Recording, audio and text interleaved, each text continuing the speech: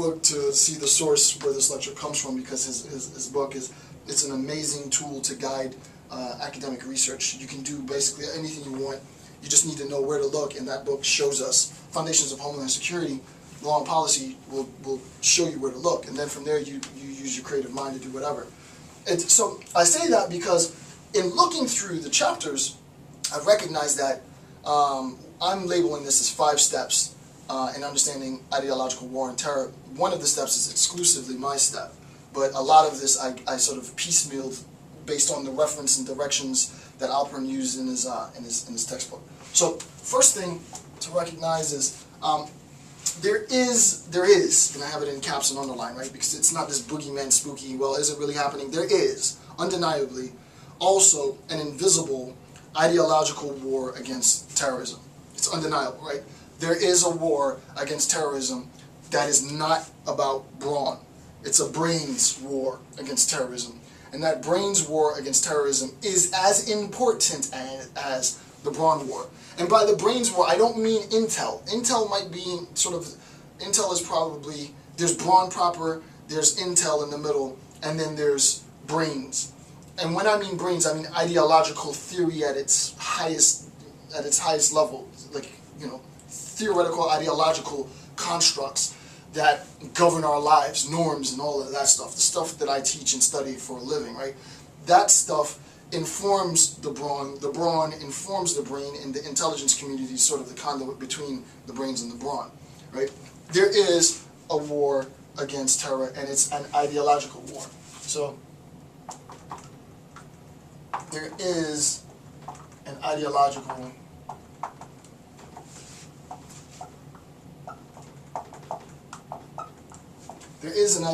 war on terror. It's just undeniable. A lot of references, and it's not just me as an academic saying it. The .gov pages said it, that there is recognized an ideological war on terror. I saw a lot of information on how to go about intelligence gathering. I saw a lot of information about how to go about the brawn side and troop deployment and resource allocation, and a minuscule amount on this ideology, which is why, being the manic workaholic that I am, I'm seriously contemplating, after I submit my final draft of the manuscript to Roman and Littlefield for genocidal intent. I think the next book that I'm going to write is going to be specifically on this, right? Ideological war, because there isn't really any information out there, and I read thousands of pages of documents, right? Thousands of pages of documents in preparation for this lecture, not including Alpern's book, which is like, you know, that's my resource. So my contribution to the field, if I end up having the time and the energy, which, you know, I got to channel the energy from the powers that be, is to write specifically on this, because this is my strong suit, so that's what I think I would best be able to contribute. So there is undeniably an invisible ideological war on terror. The quote is, quote, "From the beginning," where does this quote come from? 85. This is from Alpern, Martin Alpern's, and I have all this reference stuff and links to his book. From the beginning, the war on terror has been both a battle of arms and a battle of ideas. It's a brain-brawn war. There's no denying it, right? There's a brains-brawn war. I'm too old now to think about it. I'm too old to go on the battlefield. I decided to choose a different path in my life, but those on the battlefield and me in the ivory tower, we share something in common, and we recognize that we both have functions, both have things that we can contribute to this battle. So it's important to recognize that it's not all about just violence. And let me get this really quick. It's not all about just violence. It's and physical exertion of war. It's also an ideological war. To support this, I ran across, in preparation again, I was reading a very, very interesting article. It's by Saul Simlansky. Sorry for mispronouncing the name. Saul Simlansky. Very, very good article. Terrorism, Justification, and Illusion in the Journal of Ethics. And I read the article. I was like, wow, this, he really clearly explained what the ideology is, right?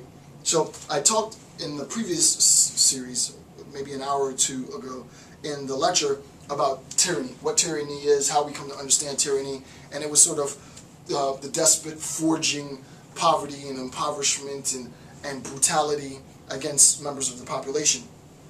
Saul Simlansky says, he describes Al-Qaeda's ideology in the following manner, right? The ideology of this group, so this is Simlansky's statement, the ideology of this group is radical. It is anti-democratic. So we already saw that it is inherently, the ideology, he says, right? The ideology of this group is radical. The ideology is anti-democratic. Democracy on one hand, on one end, remember as I did before, you have democracy on one end, and then you have obviously the anti-democracy, tyranny.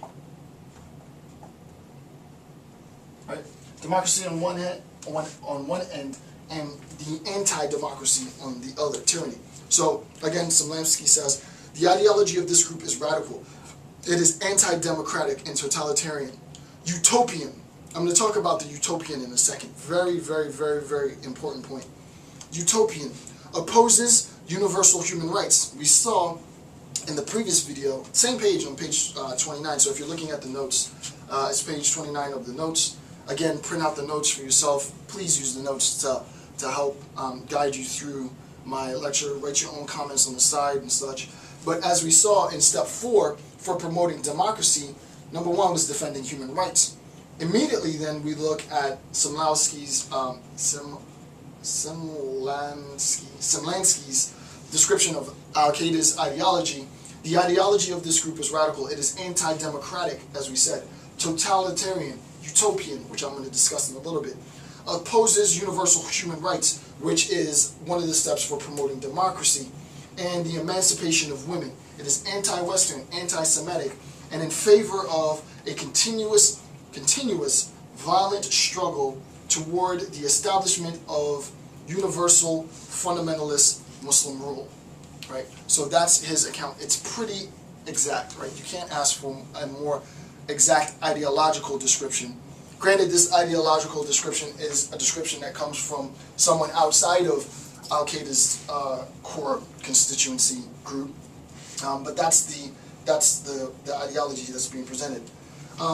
So the first thing that we have to recognize in understanding the ideological war against terror, and again, as I always say, it could be more than 5. I've identified at least 5 steps in understanding. And what I want to do in this section of the video series, and specifically the subsection on strategic approaches, is to say that with respect to the strategic approach of fighting terrorism, part of that approach requires an ideological war. And in order for you to understand, which I'm not even going to get into in this discussion, how that war is fought, you need to understand that that war exists, the ideological war exists, that it is an existence, and it does exist, and it does have significance, and it will weigh on assessing who the victor is.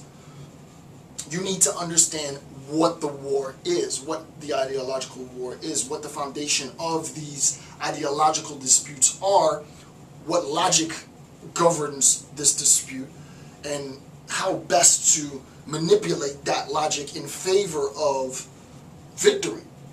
And again, it's hard for me to give a lecture like this because I don't know who the audience is, right? But, I haven't had the phone call from the bureaucrats to tell me to stop doing what I'm doing, so until they give me that phone call, I'll continue.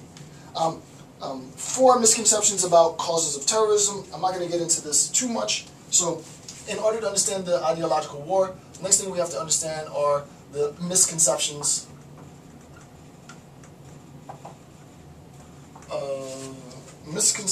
about the causes